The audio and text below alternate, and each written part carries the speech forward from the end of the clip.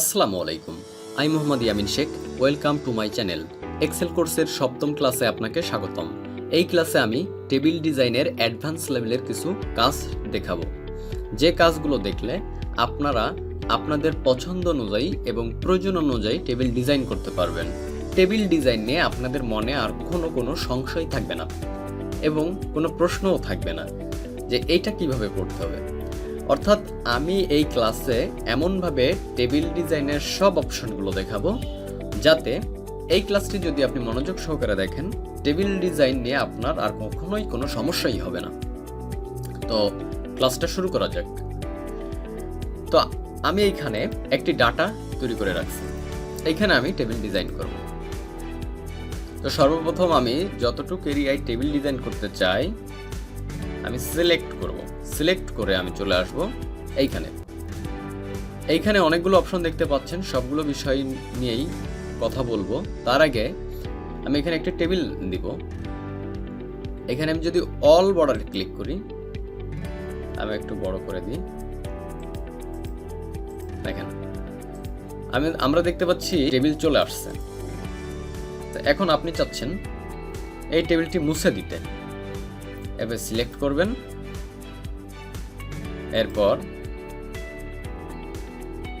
No বর্ডারে click করবেন, table নাই। আমি টেবিলটি আবার এনে দেখাই।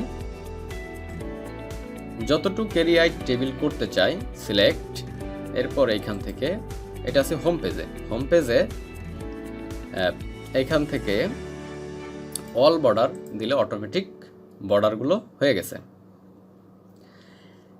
এখন আমি এই টেবিল আর কিভাবে করতে পারি, আমি এটাকে মুছে দিই। আমরা মুছতে পারিও দুইভাবে। তো মুছবো দুইভাবে। কিভাবে মোছা যায়, এইভাবে সিলেক্ট করে নো বর্ডারে ক্লিক করলে বর্ডারগুলো চলে গেছে। একভাবে মুছলাম, আমি কন্ট্রোল জেড দিই। এখন আমি অন্যভাবে মোছা দেখাবো। এখন আমি এখানে চলে আসি। আমরা যদি একদম নিচের দিকে আসি, আমরা দেখেছি এখানে রাবার আইকন একটা আছে, ইরেজ বর্ডার, অর্থাৎ বর্ডার ইরেজ করা, মুছে ফেলা। আমরা এখানে দেখেছি একটা রাবার আইকন চলে আসছে। এখন যদি আমি এইভাবে ড্র্যাগ করি, তো দেখতে পাচ্ছি টেবিলটা মুছে গেছে। এখন এইখানে আমি আর কিভাবে টেবিল ডিজাইন করতে পারি, তো আমি চলে যাব, আমি এই অপশনের কাজগুলোই আজকে দেখব। তো এইখান থেকে আমি যদি নিচের দিকে চলে আসি, যে ড্র বর্ডার, তাহলে আমরা একটা পেন দেখতে পাচ্ছি। এইখান থেকে আমরা এই কলমের মাধ্যমে টেবিল আঁকতে পারি। যেমন আমি যদি এইখান থেকে ক্লিক করলাম যে আমার টেবিল এই পর্যন্ত, এরপর আমি এই লাইনটা দিব। এই লাইনটা দেওয়ার জন্য এই মাউসের বাম বাটন ক্লিক করে টেনে আনবো। এই যে আমি খাতায় আঁকার মতো টেবিল আঁকতেছি। এটা হচ্ছে ম্যানুয়ালি আঁকতেছি। আমার যদি কখনো এদিক সেদিক হয়ে যায়, এই যে যেমন আমি এখানে ক্লিক করতে গিয়ে এইখানে পড়ে গেছে, আমি যদি কন্ট্রোল জেড বাটনে প্রেস করি ওটা চলে যাবে। এখন আবার আমার দেখতে পাচ্ছি আমার কলমটা চলে গেছে, তার জন্য আমি এইখানে ক্লিক করব, কলমটা চলে আসলো। তো এইভাবে আমার অনেক সময় সাপেক্ষ ব্যাপার। এরপর আবার এই দাগগুলো দিতে হবে, লাইনগুলো। তো আমি এভাবে বর্ডার টানবো না, এভাবে বর্ডার টানবো যখন আমাদের সিঙ্গেল কোনো কাজ করতে হবে। যেমন আমার একটা রো বাড়াতে হবে, সেই ক্ষেত্রে আমি এটা ইউজ করব। এই যে আমি একটা রো বাড়িয়ে ফেললাম, কিংবা আমার একটা কলাম টানতে হবে, টেনে দিলাম। এই ক্ষেত্রে আমি এই পেনটা ব্যবহার করব। তাছাড়া এটা ব্যবহার করলে আমাদের অনেক সময় নষ্ট হবে। এই ক্ষেত্রে আমরা কি করতে পারি, আমি টেবিলটি মুছে দিই। টেবিলটি মোছার জন্য টেবিলটি সিলেক্ট, এরপর নো বর্ডার। তো এখানে টেবিল দেওয়ার জন্য আমি আরও একটিভাবে টেবিল দিতে পারি। আমি যদি এখানে ড্র বর্ডার থেকে সিলেক্টরে কলম আনছিলাম, এই কলম দিয়ে একটা একটা করে আমি বর্ডারগুলো দিয়েছি। কিন্তু এখন আমি আবার যদি নিচে চলে আসি, ড্র বর্ডারের পরে দেখতে পাচ্ছি ড্র বর্ডার গাইড, এটাই ক্লিক করি, তাহলে দেখতে পাচ্ছি আরও একটা কলম চলে আসছে। তো এই বর্ডার লাইনের থেকে যে কলমটা আসছে এইটা দিয়েও আমরা খুব সহজে আঁকতে পারি। যেমন দেখেন, শুধু মাউস পয়েন্ট চেপে ধরে নিয়ে আসতে হবে, এই হয়ে গেছে। এখন আপনি চাচ্ছেন এর সাথে আরও 2টা লাইন বাড়াতে, তাহলে আপনি কলমটা এখানে রেখে টেনে 2টা লাইন দেবেন, এরপর ড্র্যাগ করে ডান দিকে নিয়ে যাবেন, হয়ে গেছে। এরপর আপনি চাচ্ছেন উপরে একটা কলম বাড়াতে, হয়ে গেছে। এরপর আপনি চাচ্ছেন এইখানে একটা বাড়াতে। এখন আপনি যাচ্ছেন এই সম্পূর্ণটুক দিয়ে দিতে, আপনার পছন্দ মতন, আপনি যেমন চান তেমন। এখন আপনি চাচ্ছেন যে এতটুকু যে এটা আমি মুছে ফেলবো, যে আমি সম্পূর্ণটুক মুছবো না, আমি শুধু উপরের বর্ডারগুলো আমি মুছে দেবো। এটা কিভাবে মুছবো? তার জন্য আমরা চলে যাব উপরে। হ্যাঁ, আমি দেখাই। তার জন্য আমরা এখানে যদি ক্লিক করি, এইভাবে সিলেক্ট করে যতটুকু এরিয়া মুছতে চাই সিলেক্ট করলাম। সিলেক্ট করার পর আমরা যদি এইখানে আসি, নো বর্ডারে ক্লিক করি, চলে গেছে। এখন আমরা একটা সমস্যা দেখতে পাচ্ছি, এখানে দেখেন আমার এই উপরের লাইনগুলো নাই, এই লাইনগুলো চলে গেছে। এখন এই লাইনগুলো দেওয়ার জন্য আমরা কিভাবে, একটা লাইন দেওয়ার ক্ষেত্রে আমি কি করব, আমি বলছিলাম সিঙ্গেল কোনো কাজের ক্ষেত্রে আমরা ড্র লাইন এই অপশনটি ব্যবহার করব। ড্র লাইনে এসে মাউস পয়েন্ট এখানে রেখে আমরা একটা লাইন দিয়ে দেব, হয়ে গেল। এখন আমি চাচ্ছি যে আমার এই নিচে অতিরিক্ত 2টা লাইন পড়ে গেছে, এই লাইনটা আমি চাই না মুছে দিতে। এই লাইনটা মোছার জন্য আমি এইখানে চলে যাব, ইরেজার বর্ডারে আসবো। এইখান থেকে আমি যদি একটা একটা করে ক্লিক করি, লাইনটি চলে যাচ্ছে, দেখেন লাইন নাই। এখন আপনি চাচ্ছেন না একটা একটা করে, না আমি একসাথে চাই, তাহলে মাউস পয়েন্ট, মাউসের বাম বাটন চেপে ধরে এভাবে টেনে নিয়ে আসবেন, চলে গেছে। এখন চাচ্ছেন এইখানে এই ঝুলে আসা কলামগুলোর বর্ডারগুলো মুছে দিতে, আপনি এখানে একটা একটা করে মুছতে হবে। আপনি যদি চান সবগুলো একসাথে মুছতে, তাহলে দেখেন এখানে একটা সমস্যা আছে, এই নিচের লাইনটি চলে গেছে। তো এটা আবার আপনি দেওয়ার জন্য কি করতে পারেন, এইখান থেকে এসে ড্র লাইন, না ড্র লাইনে গেলেও হবে, সমস্যা নয়, ড্র বর্ডারে আসবেন, কলম দিয়ে টেনে দিলেন। এখন আপনি চাচ্ছেন যে আপনার কোনো কারণে যে লাইনগুলোর একটু বড় করা প্রয়োজন, এই রোগুলোর আর একটু ফাঁকা ফাঁকা করা প্রয়োজন, কিংবা রো আর একটু ছোট প্রয়োজন। এখন এগুলো করার পর দেখলেন যে রোগুলো সমান মতো একই মাপে আপনি রোগুলো একই স্পেস দিয়ে একটু বড় করতে পারছেন না, কোনোটা ছোট কোনোটা বড়, একটু সমস্যা থেকেই যাচ্ছে। এই ক্ষেত্রে এই সমস্যার সমাধান কিভাবে করতে পারেন, তার জন্য আপনাকে সিলেক্ট করতে হবে। সিলেক্ট করে চলে আসবেন ফরম্যাটে, এইখানে রো হাইট নামে একটু অপশন আছে, রো হাইটে চলে আসবেন। এখন এখানে আপনার বলছে যে রো হাইট, যে আপনি কত রো হাইট রাখতে চান। তো আপনি এখানে আপনার প্রয়োজন অনুযায়ী দিবেন, কিন্তু প্রথমে আপনি দিয়ে দেখবেন একটা আনুমানিক ডিফল্ট একটা দিয়ে দেবেন। যেমন আমি 15 দেখি, 15 দিলে কি পরিবর্তন আসে। 15 দিলে আমরা দেখতে পাচ্ছি আমাদের লেখা এই যে রো সাইজগুলো, প্রত্যেকটা রোর সাইজ ঠিক আছে, কিন্তু একটা সমস্যা আছে, রোগুলো অনেক গাদে গাদে হয়ে গেছে। কিন্তু আমি তো চাইছিলাম রোগুলো আরো একটু স্পেস, একটু ফাঁকা ফাঁকা হোক। তাহলে আমি আবার সিলেক্ট করব, চলে আসবো ফরম্যাটে, এইখান থেকে রো হাইট, এবার আমি দিয়েছিলাম 15, এখানে 20 করে দিই, দেখি কি আসে, 20। এখন দেখতে পাচ্ছি ঠিক আছে। আমার আগে যেমন রোগুলো এরকম ছোট, কোনো রোটার স্পেস অনেক বড় আছে, এই যে অনেক ফাঁকা, তারপর একটা ছোট, এই যে এই সমস্যা ছিল। এটা আমি কিভাবে ঠিক করলাম, তো আমি আবার দেখাচ্ছি। আপনারা প্রথমে এভাবে সিলেক্ট করবেন, করে ফরম্যাটে এসে রো হাইটে এসে এখানে যে কোনো একটা ডিফল্ট দিয়ে দেখবেন যে কেমন আসে। এরপর যদি আপনার বড় হয়ে যায় তাহলে সংখ্যা কমিয়ে দেবেন, যদি ছোট হয়ে যায় বাড়িয়ে দেবেন। তো আমি এখানে 20 দিই, এন্টার।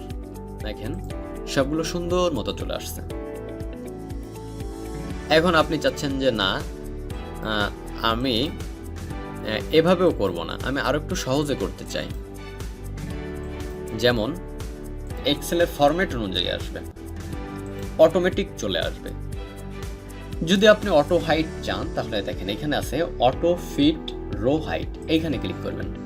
তাহলে দেখেন অটোমেটিক একটা সুন্দর একটা টেবিল হয়ে গেছে।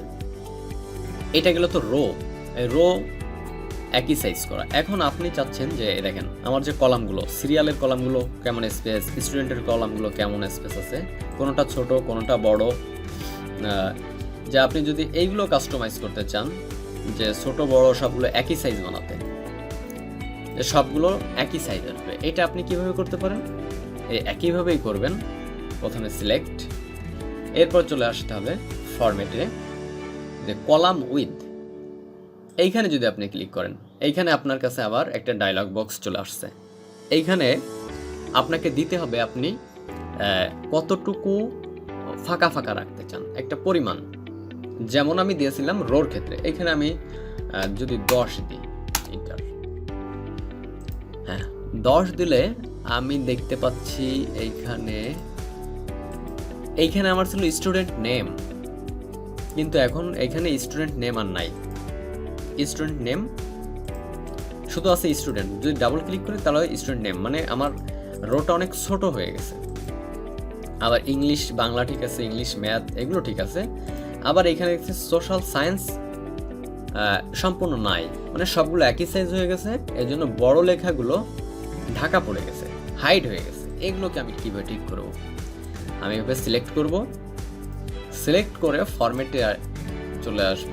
এইখান থেকেও যদি আমি auto fit column with click করি তাহলে দেখেন পরিবর্তনটা চলে আসছে, হয়ে গেছে। এখন আপনি চাচ্ছেন যে আমি এইখানে যেমন টেবিলটি ডিজাইন করছি এরকম কিভাবে করবেন? যে এইখানে এই যে আমরা দেখতেছি টেবিলের এতটুকু এরিয়ার ধরে কোনো টেবিল নাই, কোনো নাই, একটু সৌন্দর্য বৃদ্ধির জন্য সিরিয়াল নাম্বার, তারপর এইখানে আছে স্টুডেন্ট নেম, মাঝামাঝি আছে এটা একটু বড়, তারপর এখানে দেখতে পাচ্ছেন সাবজেক্টের আওতাধীন 6টা সাবজেক্ট আছে। এটা কিভাবে করলাম? তাহলে আপনি এটা করার জন্য আপনাকে মার্জ অ্যান্ড সেন্টার অপশনটি ইউজ করতে হবে। মার্জ অ্যান্ড সেন্টার এর অর্থ হচ্ছে, মার্জ অর্থ হচ্ছে একত্রিত করা, আর সেন্টার মানে তো সেন্টার বরাবর রাখা। তো আমি চাচ্ছি যে এই যে সাবজেক্ট লেখাটা, এই যে 6টা সাবজেক্ট আছে এর মাঝামাঝি আনতে। কিভাবে আনতে পারি? আপনারা যদি আমার পূর্ববর্তী ভিডিও দেখে থাকেন আপনারা অবশ্যই এগুলো পারবেন। আমি আবার দেখাই যারা আমার এই ভিডিওতে নতুন। আপনাকে প্রথমে এইভাবে সিলেক্ট করতে হবে। সিলেক্ট করে আপনি যদি মার্জ অ্যান্ড সেন্টারে ক্লিক করেন তাহলে দেখেন এটা মাঝামাঝি চলে আসছে। এখন যেহেতু এটা আপনার হেডলাইন, এটাকে আপনি একটু বোল্ড করে দিবেন, বোল্ড। এখন আপনি চাচ্ছেন যে এই যে নাম এবং সিরিয়াল নাম্বার এটারও এই একই রকম সুন্দর করে দিতে।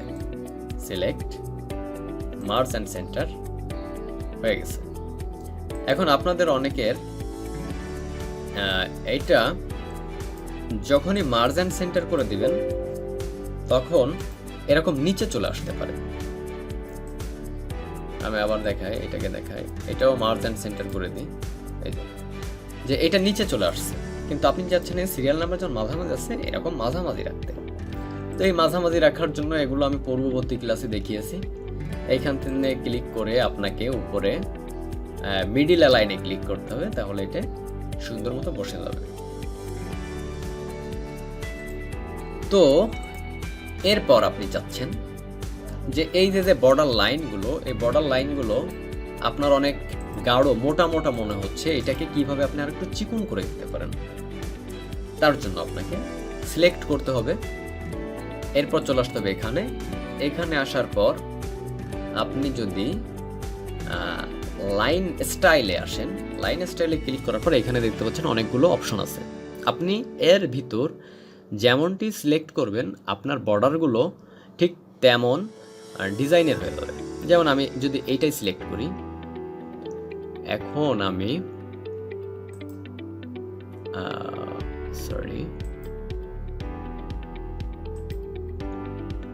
অল টেবিলে ক্লিক করলাম, তাহলে দেখতে পাচ্ছি আমার এখানে একটা নতুন একটা স্টাইল চলে আসছে। এখন আপনি চাচ্ছেন না এইটা, না আমি এটা চাচ্ছি না, এটা পরিবর্তন করব। তাহলে কিভাবে পরিবর্তন করবেন? সিলেক্ট করার পর লাইন স্টাইলে চলে আসবেন। এরপর আপনি চাচ্ছেন চিকন করে দিতে, এইখানে ক্লিক করবেন। এইখানে ক্লিক করার পর আপনি অল বর্ডারসে ক্লিক করবেন। দেখেন এবার আপনার লাইনটা অনেক চিকন হয়ে গেছে। তো এখানে আপনার অনেকগুলো অপশন আছে, আপনার প্রয়োজন এবং পছন্দ অনুযায়ী আপনি স্টাইলগুলো দিয়ে দিতে পারবেন। এই যে এখানে অনেকগুলো আছে, আপনি যদি চান কেমন, যদি এরকম চান, এরপর অল বর্ডারসে ক্লিক করলেন, এরকম হয়ে যাবে। এখন আপনি চাচ্ছেন না একদম সিম্পল রাখতে, তার জন্য আপনাকে স্টাইল থেকে এইটাই ক্লিক করতে হবে, যে সুন্দর মতো একটা চলে আসছে। এখন আপনি চাচ্ছেন যে ভাইয়া এইটা তো বুঝলাম, কিন্তু আমি চাচ্ছি লাইনের কালারগুলো পরিবর্তন করতে, আমি ডিফারেন্ট কিছু কালার দিতে চাই। তাহলে আপনি কিভাবে আপনার ফন্টের কালার কিভাবে চেঞ্জ করবেন, এগুলো আমার যদি পূর্ববর্তী ভিডিওগুলো দেখে থাকেন ফন্টের কালার, ব্যাকগ্রাউন্ড কালার, তাহলে আপনারা অবশ্যই জানেন। তো লাইনের কালার কিভাবে আপনারা চেঞ্জ করবেন এইটা আমি এখন দেখাই। তাহলে আপনাকে চলে যেতে হবে লাইন কালারে। লাইন কালার আসার পর এখানে অসংখ্য কালার আছে, এর ভিতর থেকে আপনি যে কোনো একটা সিলেক্ট করে দেবেন। আমি রেড সিলেক্ট করলাম।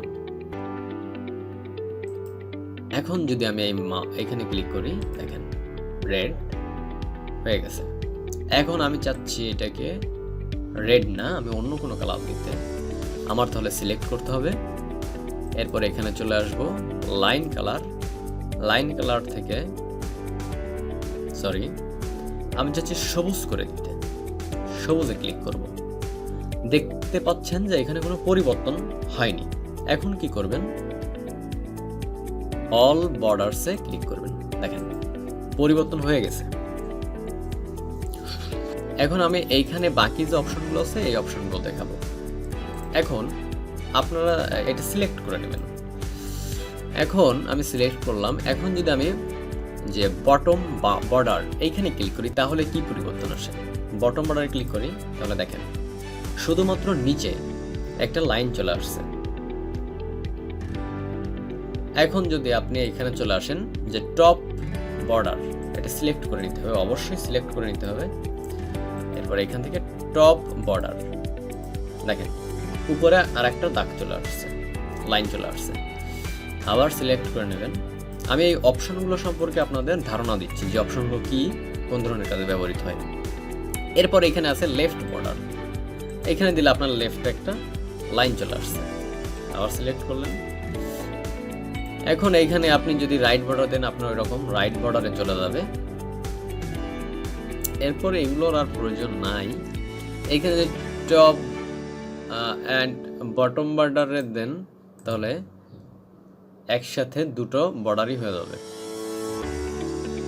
এই ছিল আজকের ক্লাসে। আপনাদের যদি ভিডিওটি ভালো লেগে থাকে এবং ক্লাসটি যদি আপনাদের উপকারে এসে থাকে, তাহলে অবশ্যই পাশে থাকবেন। আর পাশে থাকার জন্য আপনাকে চ্যানেলটি সাবস্ক্রাইব করতে হবে এবং লাইক করুন, কমেন্ট করুন। ধন্যবাদ।